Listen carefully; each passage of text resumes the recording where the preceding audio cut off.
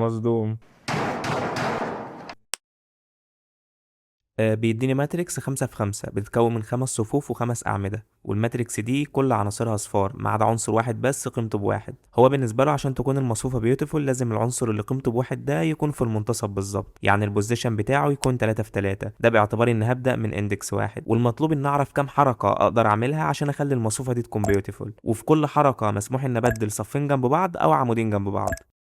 تعالى طيب دلوقتي نشوف ازاي ممكن نفكر فيها. الواحد اللي هو مدوني مثلا في المسألة دي الرو بتاعه ب4 والكولوم بتاعه ب2. انا محتاج اتحرك من الرو 4 للرو رقم 3، ومحتاج اتحرك من الكولوم رقم 2 للكولوم رقم 3. فعلشان اتحرك من الرو رقم 4 للرو رقم 3 هعمل حركة واحدة اللي هو 4 ناقص 3، وعلشان اتحرك من الكولوم رقم 2 للكولوم رقم 3 برضه هتبقى حركة واحدة، 2 ناقص 3 وتعامل مع الابسوليوت. يبقى الفكرة كلها الحركات الكلية بتاعتي اللي انا بتحركها في الرو والكولوم هو الرو اللي انا موجود فيه ناقص التلاتة بلس الكولوم اللي انا واقف فيه ناقص الكولوم رقم 3 اللي هو الكولوم اللي انا عايز اوصل له. وطبعا باخد ايه؟ باخد الابسوليوت فاليو للقيمتين دول. طب تعال نشوف الانبوت اللي هو يدخله لي عشان اعرف ازاي هامبلمنت الكود بتاعه. في المثال ده مديني او بيدخل لي الماتريكس كخمس صفوف تحت بعضهم من ضمنهم الواحد اللي انا هحتاج احركه. طيب يعني كل اللي انا هفكر فيه دلوقتي هو ان انا ادور على البوزيشن بتاع الواحد ده، الرو بتاعه بكام والكولوم بتاعه بكام. فلو جينا امبلمنت الكود هدي مثلا انيشال فاليو للرو بتاعه بزيرو والكولوم بتاعه هديله انيشال فاليو بزيرو، اعمل فور لوب عشان اخد منه الصفوف اللي هو هيبتدي يدخلها لي. اقول له فور اي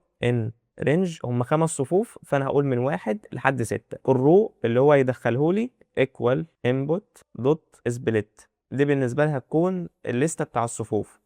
هشوف بقى هل الرو اللي هو دخله لي ده موجود في الواحد اللي انا بدور عليه ولا لا. اف الواحد موجود في الرو هقول ان الرو ايكوال الاي. طب والكولوم بتاعه هيكون بكام؟ الواحد ده موجود في ليست، فالكولوم هيكون الاندكس بتاعه في الليسته دي ايكوال رو دوت اندكس بتاع ال1 ده بكام. انا دلوقتي بعد ما جبت الرو والكولوم كل اللي انا محتاجه ان انا هطبع له العدد الكلي بتاع الموفز اللي هو هيتحركها. اقول له برنت المعادله اللي احنا لسه كاتبينها الابسوليوت فاليو للكولوم اللي هو موجود فيه ناقص التلاتة، تمام، بلس الابسوليوت فاليو للرو اللي هو موجود فيه ناقص التلاتة. بس تعال نسبميت الكود في الاخر. مصدوم. طب ايه الغلط؟